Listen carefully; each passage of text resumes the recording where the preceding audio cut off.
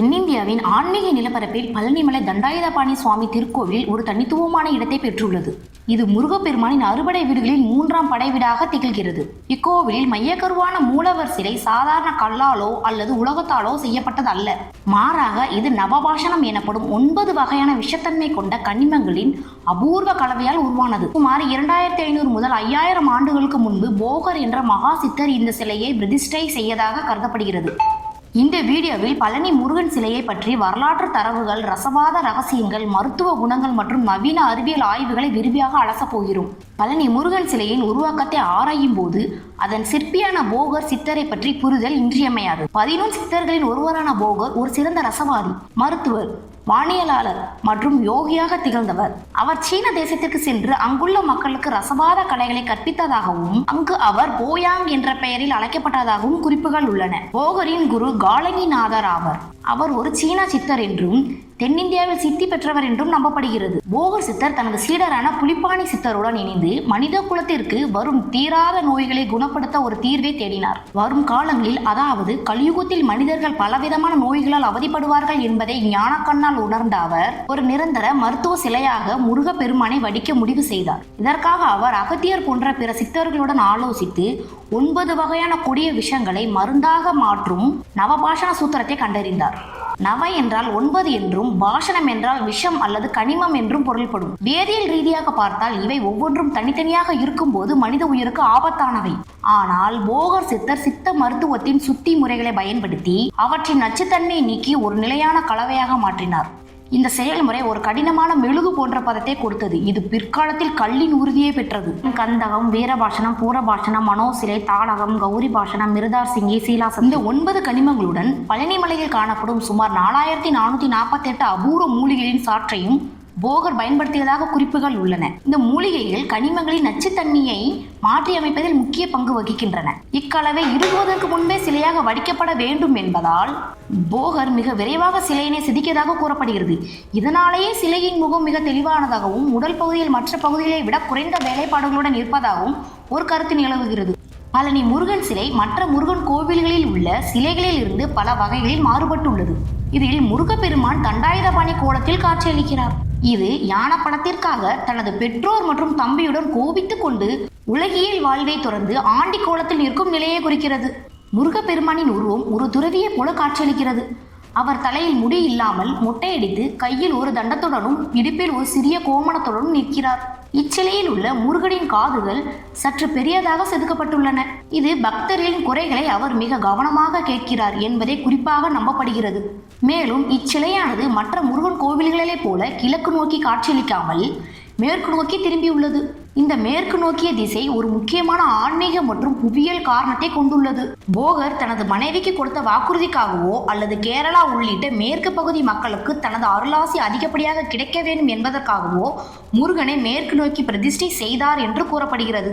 இதனால் இன்றும் கேரளாவிலிருந்து வரும் பக்தர்களின் எண்ணிக்கை பழனியில் மிக அதிகமாக உள்ளன. வானியல் ரீதியாக சூரியன் மறையும் போது அதன் கதிர்கள் சில நேரங்களில் நேரடியாக சிலையின் மேல் படும் வகையில் இது வடிவமைக்கப்பட்டுள்ளது. பழனி முருகன் சிலையின் உண்மையான சிறப்பு அதன் வழிபாட்டு முறைகளில் உள்ளது. இச்சிலைக்கு ஒரு நாளைக்கு 6 முறை அபிஷேகம் செய்யப்படுகிறது. பால், தேன், சந்தனம், பன்னீர் மற்றும் பஞ்சாமிர்தம் போன்ற பொருட்களை சிலையின் மீது ஊற்றப்படும் போது அவை நவபாஷணத்தில் உள்ள கனிமம் மற்றும் மூலிகை சத்துக்களை உறிஞ்சு கொள்கின்றன. நவீன மருத்துவ ஆய்வாளர்கள் இச்சிலையின் மீது ஒரு வியத்தகு கோட்பாட்டை முன்வைக்கின்றனர். இச்சிலையானது ஒரு இயற்கை பயோ ரியாக்டர் போல செயல்படுகிறது. அபிஷேகம் செய்யப்படும் திரவங்கள் சிலையின் மீது படும்போது அங்குள்ள கனிமங்களின் தாக்கம் காரணமாக நன்மை பயக்கும் பாக்டீரியாக்கள் அதிவேகமாக வளர்கின்றன. இந்த பாக்டீரியாக்கள் கலந்த அபிஷேக தீர்த்தத்தை அல்லது பஞ்சாமிர்தத்தை உட்கொள்ளும் பக்தர்களுக்கு ஆஸ்துமா, வெண்புலி போன்ற நாள்பட்ட நோய்கள் குணமாகின்றன என்பது அனுபவபூர்வமான உண்மை. குறிப்பாக இரவு முழுவதும் முருகனின் மார்பில் சாத்தப்படும் சந்தன காப்பு மறுநாள் காலையில் ஒரு அதிசய மருந்தாக கருதப்படுகிறது. இந்த சந்தன சிலையின் ரசாயன மாற்றங்களை உள்வாங்கி தீராத நோய்களையும் தீர்க்கும் ஆற்றலை பெறுகிறது. இதனாலேயே பழனி முருகன் கோவில் ஒரு ஆன்மீக தலம் மட்டுமல்லாமல் ஒரு பெரிய மருத்துவ மையமாகவும் திகழ்கிறது. பழனி முருகன் கோவிலின் தென்மேற்கு மூலையில் போகர் சித்தருக்கான சன்னதி அமைந்துள்ளது. இதுவே அவர் நிர்விகல்ப சமாதி அடைந்த இடமாக கருதப்படுகிறது. இந்த சமாதிக்கு அடியில் ஒரு சுரங்கப்பாதை இருப்பதாக புராண கதைகளில் கூறுகின்றன. போகர் சமாதியில் இருந்து ஒரு சுரங்கப்பாதை நேரடியாக முருகனின் கருவறைக்குள் அடியில் செல்வதாக நம்பப்படுகிறது.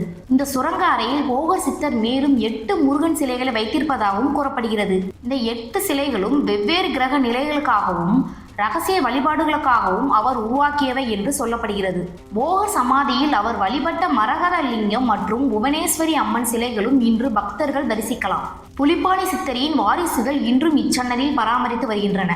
பழனி மலை 766 அடி உயரம் கொண்டது.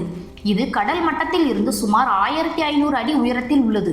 இக்கோவிலின் அமைப்பு பண்டைய வானியல் அறிவுக்கு ஒரு சிறந்த சான்றாகும். குறிப்பாக அக்னி நட்சத்திர காலங்களில் சூரியனின் வெப்பம் அதிகமாக இருக்கும்போது முருகனின் சிலையை குளிர்விக்க சிறப்பு அபிஷேகங்கள் செய்யப்படுகின்றன. மலையை சுற்றியுள்ள கடம்ப மரங்களின் மூலிகை வாசனையும் மேற்கு தொடர்ச்சி மலையிலிருந்து வீசும் காற்றும் நவபாஷண சிலையின் ஆற்றலை மேலும் தூண்டுவதாக கருதப்படுகிறது.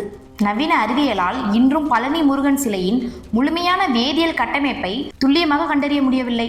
இது ஒரு அறிவியல் அதிசயம் என்றும் கருதப்படுகிறது. கடந்த காலங்களில் பெர்கின் எல்மர் 707 அணு உறிஞ்சு நிறமாலைமானி கொண்டு சிலையில் உள்ள தனிமங்களை ஆய்வு செய்ய முயன்றனர்.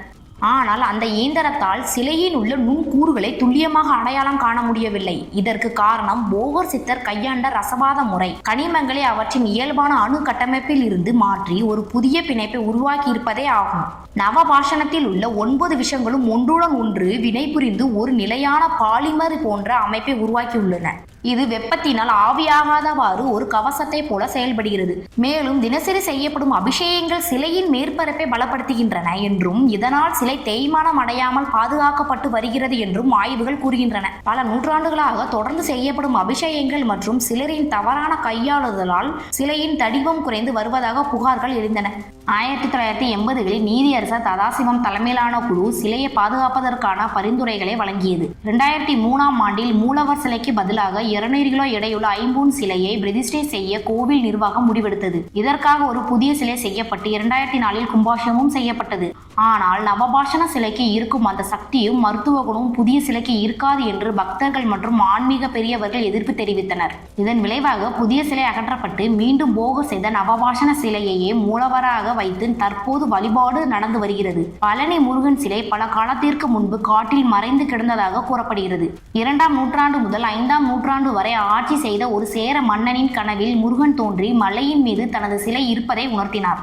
அந்த மன்னன் சிலையை கண்டெடுத்து இப்போதுள்ள கோவிலை கட்டியதாக புராணங்கள் கூறுகின்றன. பாண்டிய மன்னர்களும் பிற்காலத்தில் இக்கோவிலில் திருப்பணிகளில் பெரும் பங்கு வகித்துள்ளனர். பழனி முருகன் சிலை என்பது வெறும் ஆன்மீக சின்னம் மட்டுமல்ல, அது பண்டைய இந்திய ரசவாதத்தின் உச்சக்கட்ட சாதனையாகும்.